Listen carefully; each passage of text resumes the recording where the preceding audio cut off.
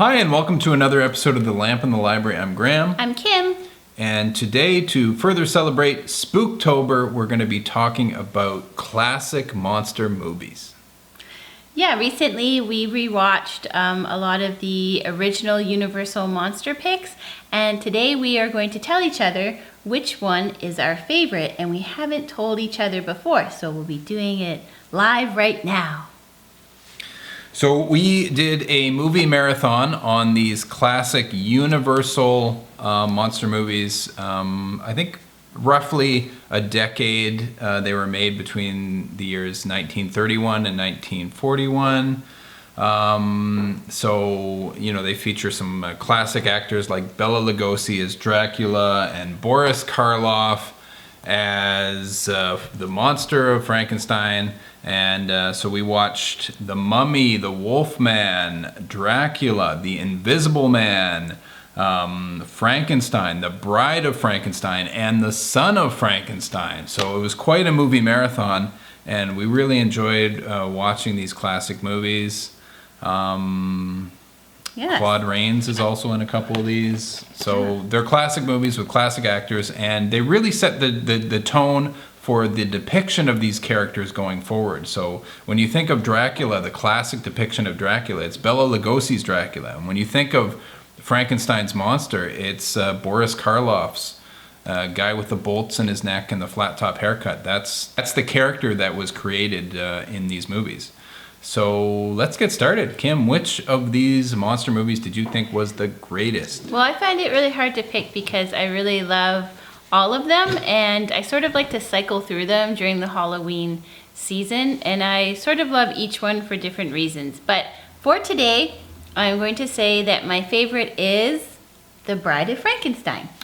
And that's because I like that you get to have this wonderful performance from Boris Karloff. He's able to show a little more range to the character of Frankenstein in that film, because it's within that film that Frankenstein learns to speak, and you get more of a greater sense of his loneliness. They sort of sprinkle a little more elements from Mary Shelley's Frankenstein, the source material.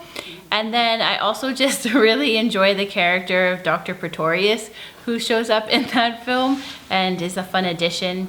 And lastly, I just really love the bride's hair, and I love the introduction to the bride and like the close-up shots of her reaction faces. I think is really fantastic. So today, The Bride of Frankenstein. Yeah, we watched 3 Frankenstein movies: the original Frankenstein, The Bride of Frankenstein, and then The Son of Frankenstein. And in The Bride of Frankenstein, it's the most sympathetic depiction of Frankenstein's monster because he learns to talk.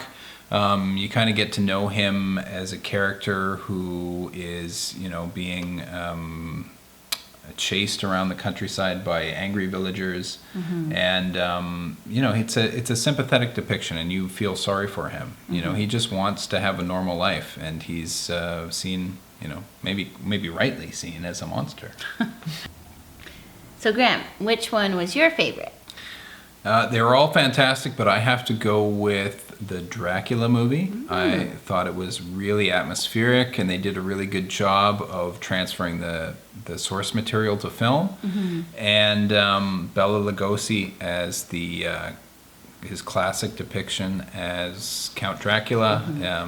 He did a really great job with that role, and the atmosphere and the shots, beautifully shot movie. And the sets were fantastic. Yeah, I think it's deserving of its classic status. Definitely, yeah. It's a really beautifully made film. And one of the things I really enjoy about the Universal monster films is that they are quick, to the point. Like they don't drag the stories out too much, and they're concise. They're concise storytelling in the films, and I enjoy that. Especially as compared to movies you tend to see now, which can be quite bloated in length. Yeah, I don't know why there's this need to make, 2-hour plus movies now, but like the Dracula movie's a tight 70 minutes, and, they tell the story pretty closely to the source material. Speaking of the source material, it's interesting that the 2 books that we did choose, movies. The two movies that we did choose were based on pretty well-known novels, Mary Shelley's Frankenstein and Bram Stoker's Dracula.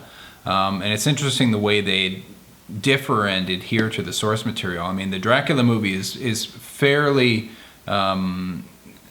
close to the novel, but the Frankenstein movie is actually quite different. Frankenstein movies, I should say. Yeah, I think with Frankenstein, the Universal films, you just consider it very much an inspiration from the novel for this idea of an inventor and creating a monster, a human-like monster. But from there, I just think of it as its own creation. Yeah, because Mary Shelley's Frankenstein, the monster, while he looks monstrous, he's literate and he can speak and he's very intelligent.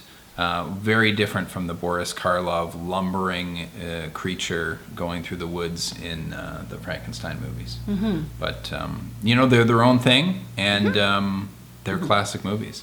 Yeah. And what can I say? Highly recommend doing a classic monster movie marathon. It's a lot of fun. These movies are classic. But I have another question. Oh. I would like to know which of the monsters do you think you relate to the most? Which one are you most akin to? That's a really good question. I don't feel I'm akin to Dracula or the Mummy, who have been world weary from being alive for centuries or millennia, and I don't really feel that there's a Wolfman in me, bursting to get out. Maybe it's Frankenstein's monster, just because everyone at certain times in their life they feel they're kind of an outsider, and that no one understands them. Yeah, I'd have to go with Frankenstein's monster. Mm-hmm. I think I will go with the Wolfman, actually, and I find the Wolfman film, a lot of them have this melancholy to them, which is another thing I like about the films. But I find the Wolfman to be the saddest. And I think the reason I can relate to the Wolfman is that the Wolfman, he becomes aware of these things he's doing and he doesn't want to do them. And there's that part of him who's just like, please stop. I don't want to be like this. And it sort of reminds me of times where you lose your temper or say things that you don't want to say, and then you repeat them over and over again in your mind, and there's a part of you that just really wishes you weren't like that, but sometimes it comes out. And in that sort of way, I can relate to the Wolfman sometimes. You tend to be more even keel than me, so sometimes, when I do get upset and then I can feel the Wolfman pain. Howl like the Wolfman. Just it came to my mind that the Invisible Man is also based on the H.G. Wells novel, and it adheres very closely to that novel. Pretty close, as well. Yeah. But yeah, he's the Invisible Man isn't really much of a sympathetic character in this depiction because he's just seemingly all bad. Yes, but you learn that it's because of what he takes. Sure. But it's a fantastic, I find the Invisible Man a really fun one to watch, and I love Claude Rains' performance as the Invisible Man, which is mostly, a voiceover, but he's really great. Yeah, he is invisible the entire movie. Yeah. These movies are a lot of fun, as I mentioned, and you should definitely do a marathon to celebrate your Spooktober. Yeah, and we're going to continue watching some of the later films like Dracula's Daughter and Ghost of Frankenstein. And actually, once you start, there's a lot you can watch, and it's just fun to get you in the spirit. Yeah, so wishing you a fantastic Spooktober. So keep reading. And keep watching. Bye.